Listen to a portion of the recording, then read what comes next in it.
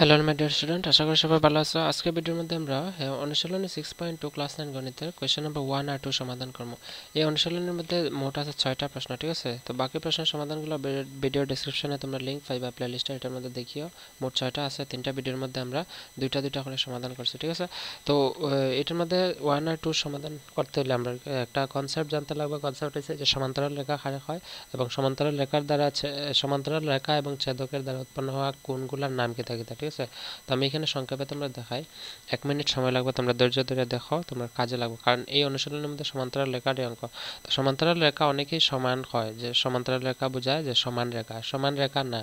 কেতা লাগে না, কারণ হচ্ছে আমরা যখনই সমান্তরাল রেখা দুইটা লিখবো তখন সমান সমান দেখতে পারো, কিন্তু আকারে সমান না। সমান্তরাল রেখার কনসেপ্ট বা মূল ধর্ম হইল গিয়া, যখন এটা যেহেতু রেখা, ঠিক আছে, এটা এদিকে বাড়াইতে পারবো, এদিকেও বাড়াইতে পারবো, নিচেরটাও এদিকে, নিচে বাম দিকেও বাড়াইতে পারবো, ডান দিকেও বাড়াইতে পারবো, ঠিক আছে? তো যতটুকু বাড়াই না কেন, কোনো সময় এই দুইটা রেখা একটা আর একটা এরকম পরস্পর কাটতো না, ঠিক আছে?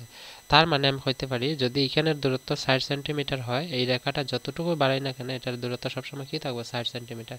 এবং আমি যদি রেখা টানি, ঠিক আছে, একটার লোক আরেকটা সংযোগ করি, তাহলে এটা কি হইব, এই সমান্তরাল রেখার লম্ব হইব এটা, ঠিক আছে? মানে এই কোণটা হইব 90 ডিগ্রি, এটা হইব 90 ডিগ্রি, এই দুইটাও 90 ডিগ্রি 90 ডিগ্রি হইব, ঠিক আছে? তার মানে আমি কইতে পারি এটা সমান্তরাল রেখা। তো সমান্তরাল রেখার কিছু ধর্ম আছে, ধর্ম হইল কি, আমি তোমরা দেখাই। কিছু কোণ আছে, ঠিক আছে, সমান্তরাল রেখার মধ্যে। মনে করো এই দুইটা সমান্তরাল রেখা দিয়ে যদি আমি একটা ছেদক অঙ্কন করি, ছেদক মানে এইভাবে। তো ছেদক কারে হয়, আমি অনুশীলনী 6.1 করানোর সময়, অনুশীলনী 6.1-এর মধ্যে কোয়েশ্চেন নাম্বার 1 আর 2 যখন করাইছিলাম, আমি সম্পূর্ণ কোণ কারে হয়, রেখা কারে হয়, সমান্তরাল রেখা কারে হয়, ছেদক কারে হয়, সবগুলো আমি ডিটেলসে ডিসকাস করছিলাম। যারা দেখছো না, দেখলে তোমরা লাভ হইব। আর এটাও দেখতেছো তোমরা, রিভিশন হয়ে যাবে। যারা আগেরটা দেখছো ভালো কথা। তো এখানে আমি সংক্ষেপে হইতেছে এই কারণে, তো যখনই দুইটা সমান্তরাল রেখা বা দুইটা কেন, তিনটা হইতে পারে, এরকম আরেকটা রেখা হইতে পারে, ঠিক আছে, 4টা হইতে পারে, যখনই দেখবা তিনটা বা দুইটা সমান্তরাল রেখার ছেদ করে, তখন এই ছেদকের দ্বারা কিছু কোণ উৎপন্ন হয়, ঠিক আছে? যেমন মনে করো, আমি দুইটা রেখার ক্ষেত্রে আগে বুঝাই তোমরা।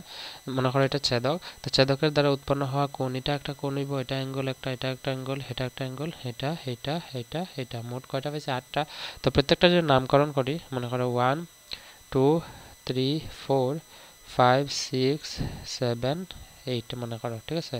তো এই সবগুলো কোণের নাম আছে। অন্তঃকোণ যদি কয়, হ্যাঁ, প্রথম হলো অন্তঃকোণ। অন্তঃকোণ কারে কয়, অন্তঃকোণ হলো গিয়া দুইটা সমান্তরাল রেখার ভিতরে ছেদকের দ্বারা উৎপন্ন হওয়া কোণগুলো, যেমন অ্যাঙ্গেল 3, অ্যাঙ্গেল 4, তারপরে আছে অ্যাঙ্গেল 5 এবং অ্যাঙ্গেল 6, এই সবগুলা কি তাইব অন্তঃকোণ, ঠিক আছে? এইগুলা। তারপরে আছে তোমার অনুরূপ কোণ। অনুরূপ কোণ কোনগুলা, ছেদকের যে কোনো এক সাইডে বাইরের একটা কোণ আর ভিতরের একটা কোণের মিলাই আমরা কি করবো, অনুরূপ কোণ। যেমন আমার যদি অনুরূপ কোণের জোড়া হইব অ্যাঙ্গেল 1 আর অ্যাঙ্গেল 6, ঠিক আছে? অর্থাৎ অ্যাঙ্গেল 1 এর মান যত হইব, অ্যাঙ্গেল 6 এর মানও সেম হইব, ঠিক আছে? এই কারণে আমরা অনুরূপ কোণ কইব। অর্থাৎ আমার যদি হয় অ্যাঙ্গেল 8 এর অনুরূপ কোণ কোনটা, অ্যাঙ্গেল 8 এর অনুরূপ কোণ হইব গিয়া অ্যাঙ্গেল 8 বাইরে আছে, একদিকে আছে, এটা হইব অ্যাঙ্গেল 4, ঠিক আছে? ঠিক এরকম অ্যাঙ্গেল 7 এর অনুরূপ কোণ হইল গিয়া অ্যাঙ্গেল 3, এইরকম। তারপরে অ্যাঙ্গেল 5 এর অনুরূপ কোণ কোনটা হইব, অ্যাঙ্গেল 2, অ্যাঙ্গেল 5 এর অনুরূপ কোণ হইব অ্যাঙ্গেল 2। তারপরে আছে মনে করো অ্যাঙ্গেল 6 এর অনুরূপ কোণ অ্যাঙ্গেল 1, যেটা আগে লিখছি, ঠিক আছে? অ্যাঙ্গেল 4 এর অনুরূপ কোণ অ্যাঙ্গেল 8, যেটা এখানে লেখা হয়েছে। তার কেতা রয়েছে 2 5 লিখে লাইছে। তো এই সাইড জোড়া কোণের নাম কি হইব, অনুরূপ কোণ। এই কোণগুলোর নাম হইব অন্তঃকোণ, ঠিক আছে? অন্তঃকোণ। একান্তর কোণ কোনটা, একান্তর কোণ হইছে গিয়া একান্তর কোণ দুই ভাগে ভাগ করা যায়, হইল একান্তর অন্তঃকোণ, একান্তর বহিঃকোণ। একান্তর অন্তঃকোণ হইল গিয়া যে কোণগুলা ভিতরে থাকবো, ঠিক আছে? অন্তঃকোণের মধ্যে একান্তর, এই সাইডটা অর্থাৎ 3 4 5 6 এর মধ্যে একান্তর অন্তঃকোণ বানাইতে পারবো। যেমন অ্যাঙ্গেল 3 সমান হইব অ্যাঙ্গেল 6, অর্থাৎ অ্যাঙ্গেল 3 এর ভ্যালু যত হইব অ্যাঙ্গেল 6 এর ভ্যালু হইব অত সেম। অ্যাঙ্গেল 4 এর ভ্যালু যত হইব অ্যাঙ্গেল 5 এর ভ্যালু সেম হইব। এই কারণে আমরা হইতে পারি যে এগুলা কি একান্তর কোণ, একান্তর অন্তঃকোণ। এটার একান্তর কোণ এটা, এটার একান্তর কোণ এটা। ঠিক একই রকম আমরা যখন কইব একান্তর বহিঃকোণ, মানে বাইরের কোণগুলা, তো বহিঃকোণ মানে বাইরে, অ্যাঙ্গেল 1 এর একান্তর বহিঃকোণ কোনটা হইব, অ্যাঙ্গেল 7। ঠিক একই রকম অ্যাঙ্গেল 8 এর একান্তর বহিঃকোণ হইল অ্যাঙ্গেল 2। তো আমরা একটা সমান্তরাল রেখা 3টা লিখি বা 4টা লিখি, ছেদক যত বেশি লিখবো, ঠিক আছে, অর্থাৎ সমান্তরাল রেখা যত বেশি লিখবো কোণও বেশি হইব। এখানে হবে 4টা, এখানে হবে 4টা, এখানে হবে 4টা, 12টা, ঠিক আছে? তো আশা করি বুঝছো একান্তর কোণ, অনুরূপ কোণ, একান্তর অন্তঃকোণ, একান্তর বহিঃকোণ কারে হয়, ঠিক আছে? তো চলো এখন আমরা সমাধান করলেই। প্রশ্ন 1 নম্বরে কিতা কইছে যে চিত্র একটা দেওয়া আছে, চিত্রটার মধ্যে কইছে x এবং y এর মান নির্ণয় করো এবং দেখাও যে AB সমান্তরাল CD। সমান্তরাল মানে কি, এই AB রেখাটা CD রেখার সমান্তরাল আছে, ঠিক আছে। তো সমান্তরাল কোন সময় হইব, যখন একান্তর কোণ প্রমাণ করতে পারবো এবং অনুরূপ কোণ প্রমাণ করতে পারবো, ঠিক আছে। তখনই আমরা কইতে পারি যে দুইটা রেখা সমান্তরাল আছে। চলো সমাধান করে লই। তো চিত্রটা আমরা লিখছি, এটার মধ্যে প্রথমে আমরা সলিউশন বা তোমরা সমাধান যখন দিয়ে লিখতে পারো যে সমাধান, ঠিক আছে। সমাধান ব্ল্যাক কলম দিয়ে লিখি, সমাধান দিয়ে তোমরা লিখবা যে প্রথমে দেখো এখানে যেহেতু আমরা জানি যে এই যে ছেদকটা আছে এটা যদি সরল রেখা ধরি, তাই এখানে 50 এই অ্যাঙ্গেলটা মিললে কত হইব, সরল কোণ হইব, মানে 180 ডিগ্রি হইব। অর্থাৎ আমরা লিখতে পারি যে 50 degree plus angle x equal to কত হইব, 180 ডিগ্রি, ঠিক আছে। তো অ্যাঙ্গেল এক্স এর মান আমরা পাইলাম, অ্যাঙ্গেল এক্স এর মান মানে এই এক্সটার মান কত পাইব, 180 ডিগ্রি প্লাস 50 আছে এক্স এর লগে, বাম দিকে ডান দিকে গেলে যে -50। তো 180 থেকে -50 মাইনাস করলে 130 ডিগ্রি, ঠিক আছে, 130 ডিগ্রি। তো এক্স এর মান আমরা পাইলেছি 130 ডিগ্রি, ঠিক আছে। এখন দেখো এটার আমরা 1 নম্বর দিয়ে রাখি দিমু, এখানে ইমপ্লাইজ দিমু, ঠিক আছে। তারপরে দেখো আমরা লিখিলাম যে আবার কিতা লিখমু, যেমন দেখো আমরা জানি যে যখন দুইটা সমান্তরাল রেখা বা বিপ্রতীপ কোণ কাটা হয় আমরা শিখছিলাম যে যখন একটা সমান্তরাল রেখার মধ্যে বা একটা রেখার একটা ছেদকে কাটবো তখন তার দ্বারা উৎপন্ন হওয়া চারটা কোণের মধ্যে এই দুইটা কোণের বিপ্রতীপ কোণ হয়, অর্থাৎ এটা যত হইব এটা সেম হইব। এখানে দেখো সেম কথা, এখানে 130 আছে, ওয়াইটা কত হইব, 130 হইব। কেন হইব, কারণ হইলো এটার বিপ্রতীপ কোণ এটা। তো এখানে যেটা আমরা লিখছি যে 50 প্লাস অ্যাঙ্গেল এক্স 180 ডিগ্রি, এটার ব্র্যাকেটের মধ্যে লিখিয়ে রাখবা যে রৈখিক যুগ্ম কোণ, ঠিক আছে, রৈখিক যুগ্ম কোণ, রৈখিক যুগ্ম কোণ তোমরা লিখিয়ে রাখবা, হ্যাঁ। তারপরে আছে এখানে আমরা কিতা বার করতাম অ্যাঙ্গেল ওয়াই এর মান, তো আমরা এখানে লিখিলাম ওয়াই ইকুয়াল টু 130 ডিগ্রি, ঠিক আছে। কেন লিখমু, কারণ হইল গিয়া বিপ্রতীপ কোণ, এটা কিতা, এটা বিপ্রতীপ কোণ। ওই যে এরকম এই কেসটা এখানে লাগছে, মানে কনসেপ্টটা। এখন এটার আমরা 2 নম্বর দিলাম, ঠিক আছে। অতএব দিয়ে আমরা লিখলাম 1 এবং 2 থেকে পাই, 1 এবং 2 থেকে আমরা কিতা পাইমু, দেখো 1 আছে x ইকুয়াল টু 30, এখানে আছে y ইকুয়াল টু 130। তো 130 এর সমান, তার মানে x ইকুয়াল টু রাখতে পারি y ইকুয়াল টু কত হইব, 130, ঠিক আছে। x equal to y equal to 130। তো x এর মান কত আছে, 130, y এর মানও 130। এভাবে করতে পারি বা আমরা ওই যে কনসেপ্ট শিখাইছি, তোমরা রেখাটা শিখাইছি যে দুইটা সমান্তরাল রেখার মধ্যে ছেদকে ছেদ করলে যখন x এর একান্তর অন্তঃকোণ, এটার একান্তর কোণ কোনটা হইব, y, তার মানে এটা ভিতরের কোণ, তো ভিতরের একান্তর কোণ হইব ভিতরে। আর যদি বাইরের হইতো যে বাইরের একান্তর কোণ, এটা বাইরে হইল না, এখানেরটা হইল না, ঠিক আছে। তো যদি কয় 50 ডিগ্রির বহি একান্তর বহি কোণ কোনটা, এটা হইব। তো আমরা যাই হোক, আমরা বেশি এখানে কনসেপ্টের মধ্যে গন্ডগোল লাগাই লাভ নেই, মানে কনসেপ্টের মধ্যে কনফিউশন লাগাই লাভ নেই, ঠিক আছে। তো কনফিউশন না লাগাই আমরা যেহেতু কইছে যে ওয়াই এর মান বাড়িতে এক্স এর মান বাড়িতে আমরা বার করছি। এখন প্রশ্নের মধ্যে কিতা কইছে যে দেখাও যে এবি সমান্তরাল সিডি। তো এবি সমান্তরাল সিডি মানে কিতা, এবি রেখাটা সিডি রেখার সমান্তরাল হইতো। তো কোন সময় হয়, আমরা জানি যখন যে একান্তর কোণগুলো আমরা প্রমাণ করে দিতে পারি বা ছেদকের দ্বারা উৎপন্ন হওয়া কোণগুলা একান্তর কোণ এবং অনুরূপ কোণগুলা সমান থাকে, ঠিক আছে। তো আমরা যেহেতু angle x equal to angle y equal to 130 দেখাইতে পারছি, এটা কি তার একান্তর কোণ, ঠিক আছে। অতএব দিয়ে লিখলাম যে angle x equal to angle y equal to 130 degree, এটা লিখলাম যে একান্তর অন্তঃকোণ, অন্ত মানে ভিতরে হয়েছে, ঠিক আছে, অন্তঃকোণ, ঠিক আছে। অতএব দিয়ে লিখলাম যে এবি সমান্তরাল সিডি, ঠিক আছে, প্রুভড হচ্ছে। দেখাও যে, তো দেখাও যে হইলে SHOW এন্ড শোন হইব, ঠিক আছে। বুঝছো আশা করি এতটুক। এটা তোমরা কপিটা ভিডিওটা পজ করে লিখে লইবা, হ্যাঁ। কোশ্চেন নাম্বার 2 তে দিয়ে দিছে, দেখো যে 6.29 চিত্রে এবি সমান্তরাল সিডি, মানে এবি রেখাটা সিডি সমান্তরাল হয়েছে এবং সিডি রেখাটা ইএফ এর সমান্তরাল, ঠিক আছে। তো এবি যদি সিডি সমান্তরাল হয় এবং সিডি যদি ইএফ এর সমান্তরাল হয়, তার মানে এটা কিতা বুঝাইছে যে এবি সমান্তরাল ইএফ হইব। কেন হইব, কারণ মনে করো এবির দৈর্ঘ্য যদি 8 ধরি, তো এবি সমান্তরাল সিডি হয়েছে, তার মানে সিডিও 8 হইব। আর সিডি সমান্তরাল ইএফ হয়েছে, তো সিডি তো 8 হয়েছে এবির কারণে, তো এটা যদি 8 হইতেও 8 হইব, অর্থাৎ এবি তো 8 আছে, তার মানে ইএফ 8 আছে, তার মানে এবি সমান্তরাল ইএফ লেখা যায়।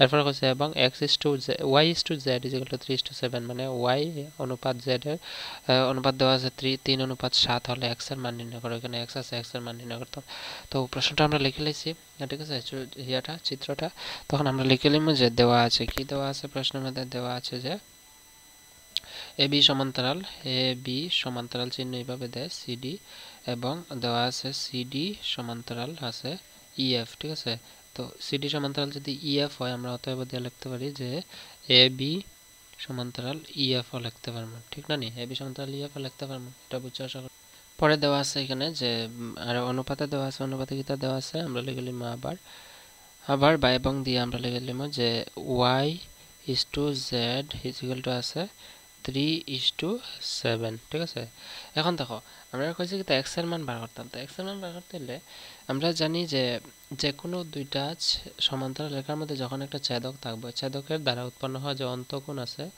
একদিকের অন্তঃকোণ দুইটার সমষ্টি সবসময় এই দুইটা কোণের সমষ্টি সবসময় মনে রাখবা কত হইব 180 ডিগ্রি হইব ঠিক আছে কত হইব 180 ডিগ্রি তো অতটুকু তোমরা মনে রাখবা তো অতটুকু যদি মনে রাখতে পারো তখনই সমাধান করতে পারবা যে এখন আমরা লিখতে পারি যে x + y = 180 ডিগ্রি কেন লিখতে পারবো কারণ আমরা জানি যে যে কোনো দুটি বা তিনটি সমান্তরাল রেখার ছেদকের দ্বারা উৎপন্ন হওয়া অন্তঃকোণ দুটির সমষ্টি কিটা থাকে 180 ডিগ্রি বুঝছো এই কারণে আমরা লিখছি x + y = 180 ডিগ্রি তো এখানে আমরা লিখতে লাগবো কিটা যে ছেদকের